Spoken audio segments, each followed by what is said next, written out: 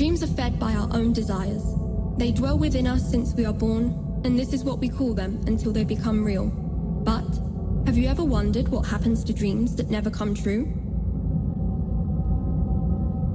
Prieto awoke in the same spot again. His memories vanished at dawn. There was little excitement behind circus walls. Wandering nor here nor there whilst picking gypsophilas was often the main source of entertainment. Just as every night, Prieto had the recurrent feeling that the strange beings and pantomimes that inhabited the orb were somewhat unlike him.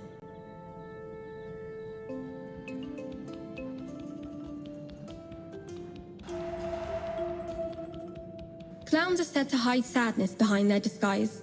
Strength to put on a smile had abandoned this one clown. Fears of being branded as ridiculous drove him to desperately seek approval. In the end, his possessive little puppet took control of his movements with the strings that held them together. Prieto was insecure and shy, and had never really found the courage to mingle with the others, but surely just around the corner that was all going to change.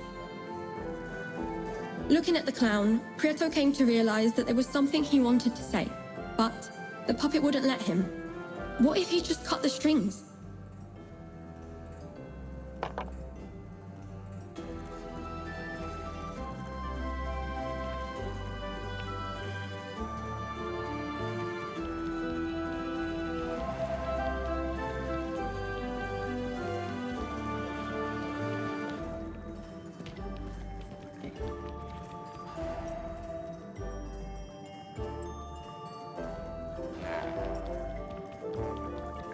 Prieto felt that the rest of the beings in the circus weren't like him.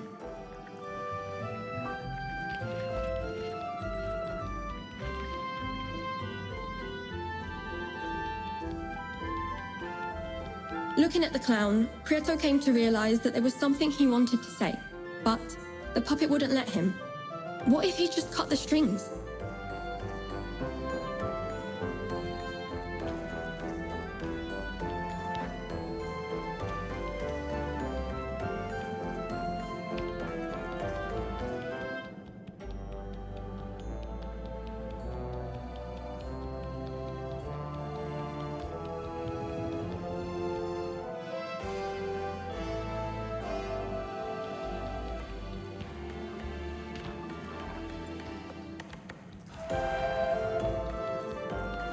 Prieto felt that the rest of the beings in the circus weren't like him.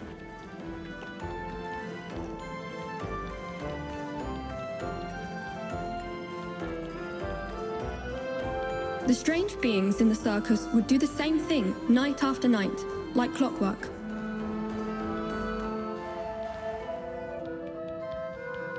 The more he stared at them, the more out of place Prieto felt.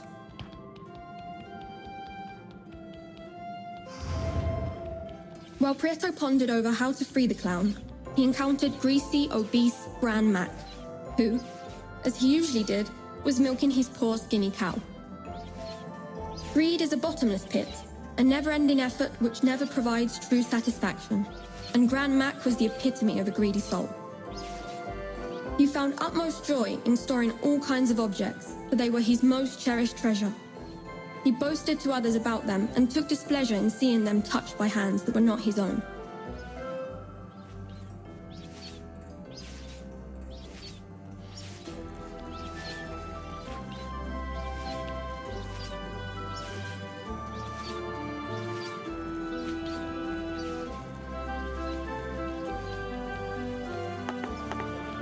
You there. Why do I see you lurking around here? Look at the mess you've made, spat Grand Mac. Prieto, a little scared, dared not move. You are jealous of my wealth, are you not? Said Grand Mac. Prieto timidly glanced at Grand Mac's prized possessions. An old pair of scissors caught his eye. Two colleagues walking to a beat, big round eyes, and long, long feet, said Grand Mac. Prieto, eyes fixed on the scissors, did not utter a word. In view of this, Grand Mac said, Are you dumb, or you just cannot talk? Do you like my scissors? If you want them, you will have to give me something precious in return. Round like a saucer, unaffected by blows, and relentless bouncer.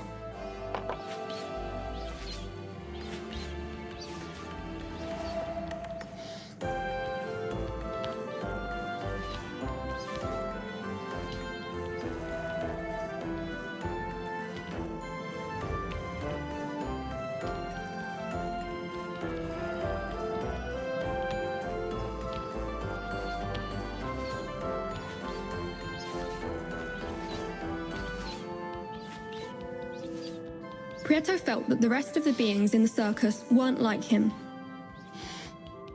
The strange beings in the circus would do the same thing night after night, like clockwork.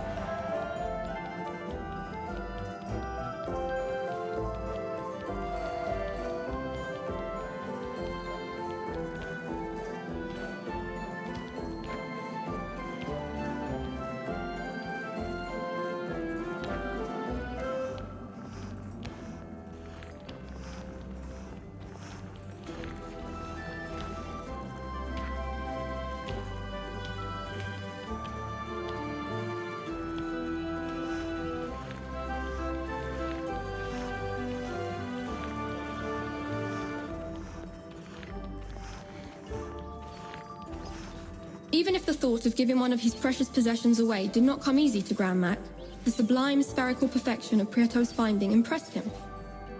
After some hesitation, Grand Mac decided on offering a truce. So it seems that you were not so dumb after all. You may have the scissors in exchange for the ball, he said. Silence is a hard argument to refute, and Prieto remained tight-lipped. Grand Mac handed over his precious scissors to Prieto, and then admired his newly acquired orbicular treasure.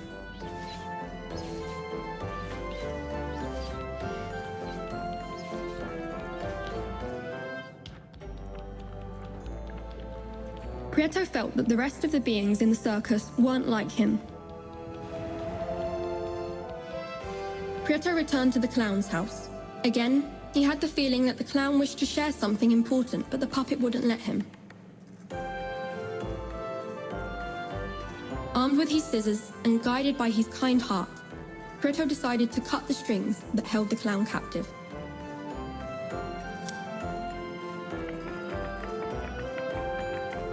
When he did, an enraged puppet stormed out of the circus walls, huffing in anger and leaving the door open while shouting, "Do not call it quits!" Unshackled from the puppet strings, the clown broke his silence and warily said to Prieto, "Once, a long time ago, I was just like you. I too was full of hope. But over time, I became infected with laziness and neglect, and soon ended up trapped in my own misery.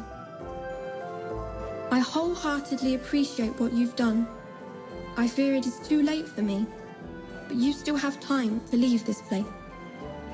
It is said that beyond the circus walls, within the great volcano, lies the well of truth. There, dreams come true. Follow me, and I will show you something," offered the clown.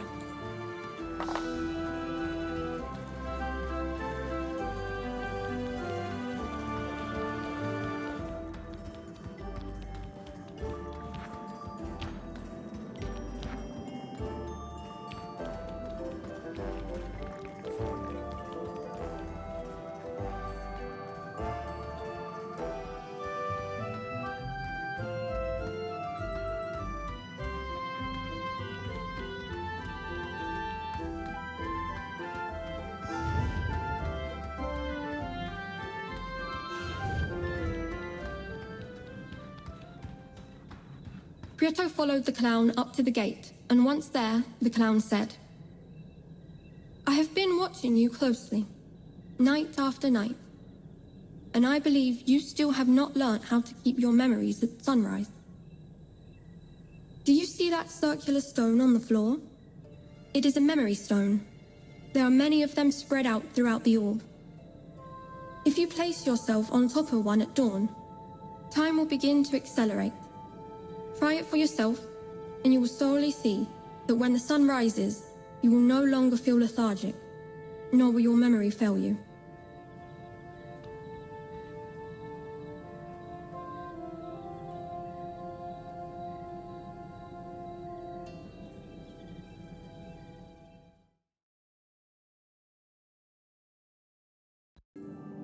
Daytime arrived, and the memory stone took Prieto to the Drosophila field, a place of splendor, filled with light that made Prieto feel so light as a feather and full of hope. Still unaware, Prieto ignored that those beautiful spores floating through the air were going to be much needed on his journey.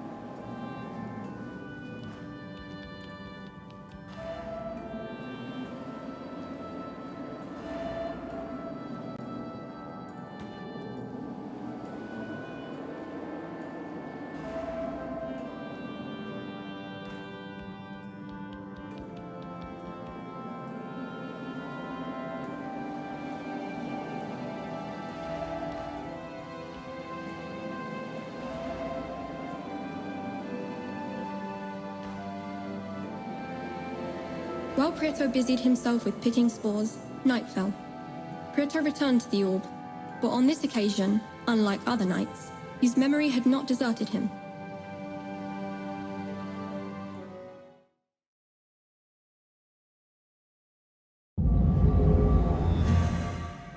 The clown stood next to the memory stone and, determined to help Prieto, remarked,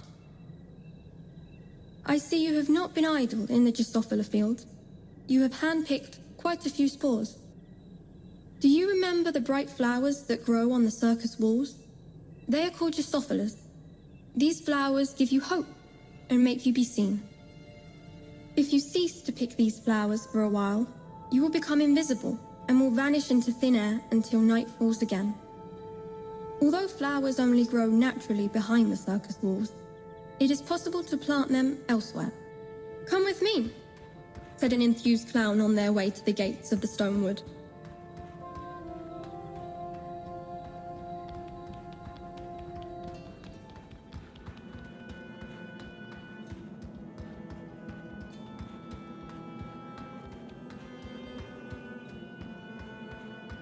An intrigued Prieto kept track of the clown. Once inside the wood, the clown said,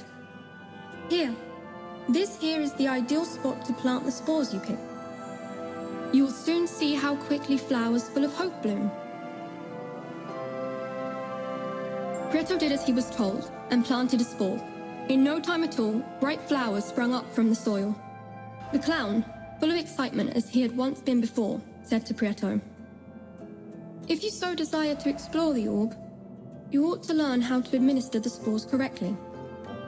I have marked out specific areas of the wood that are suitable for cultivation.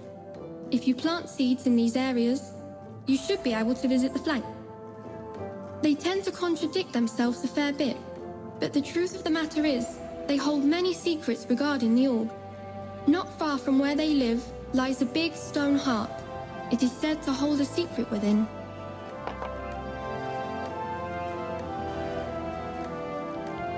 Prieto entered the stone wood guided by the glimmering spots the clown had marked out to plant Drosophilas.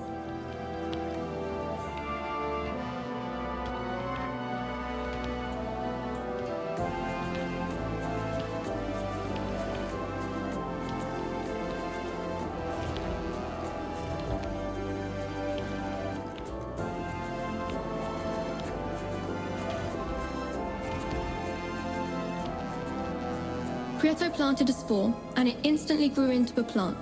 When he picked it from the ground, he noticed a renewed sense of hope from within, which spurred him onwards.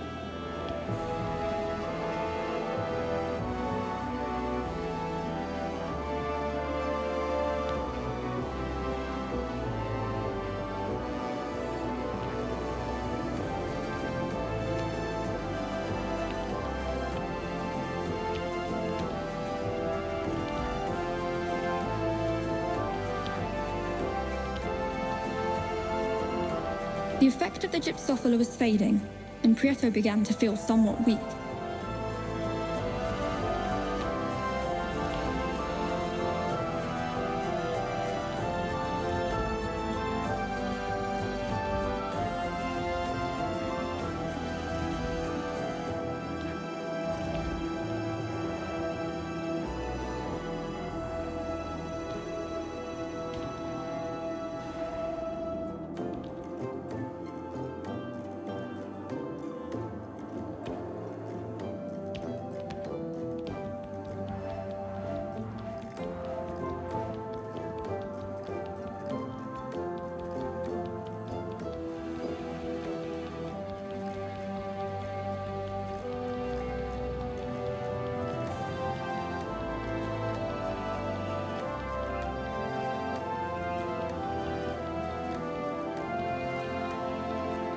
Prieto began to feel somewhat weak.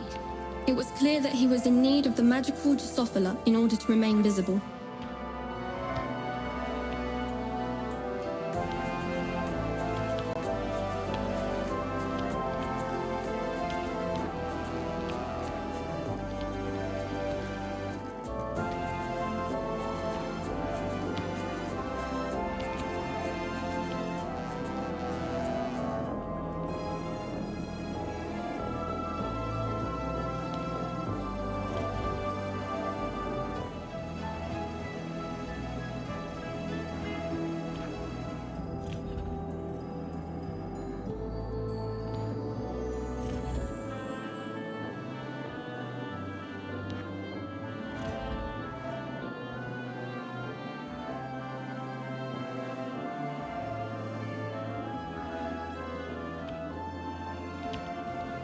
Prieto needed gypsophila so as not to become invisible.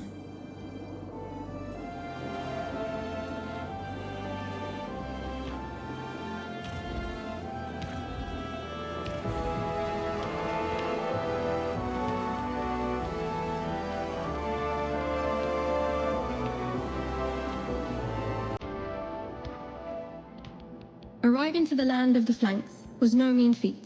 However, Prieto stuck to the task and managed to find their house.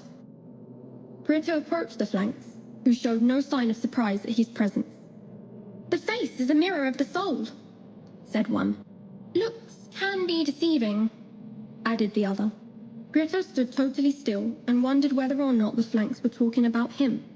"The confusion is crystal clear," affirmed the mouthless flank. "He must be the clown's friend," said the smirking flank straight away. "The hardest thing about having many friends is to know which ones you can call true," added the mouthless flank. "I wonder what he's after," one flank said. "Curiosity killed the cat," said the other.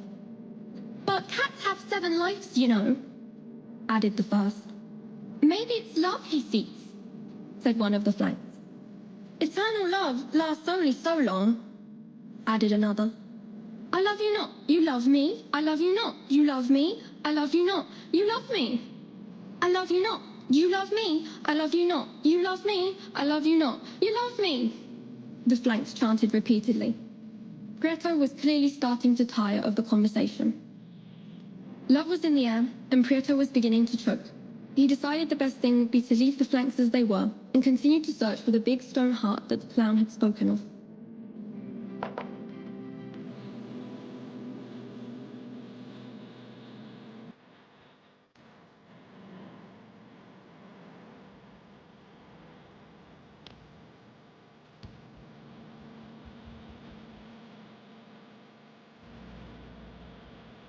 A big flower, some tiles, and a huge stone heart.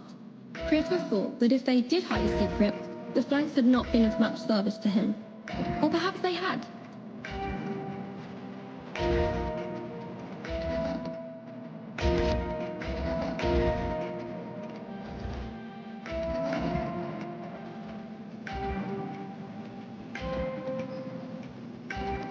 I love you not, you love me.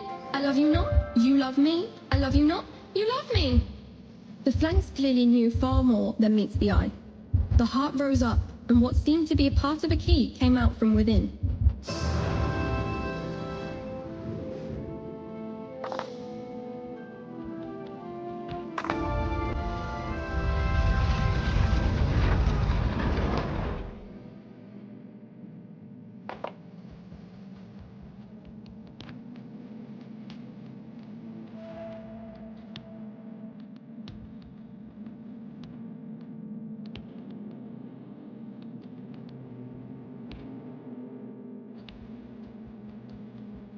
Prieto left the stone wood as dawn was fast approaching. He needed to find a memory stone in order not to forget the recent happenings. Luckily enough, the clown had marked out a route for him using farmland as reference.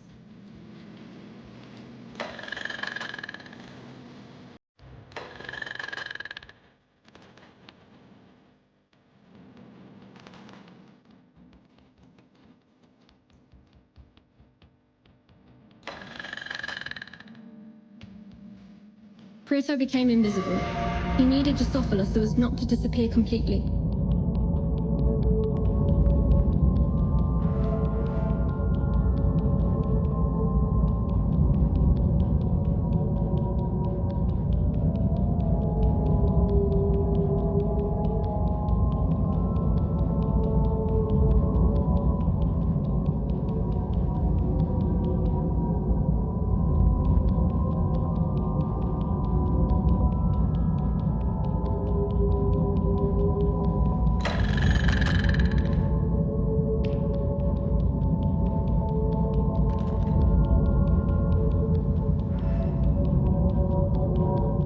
Prieto spent far too much time without picking Gypsophilas and vanished entirely. Once he awoke, his memories from the night before had disappeared.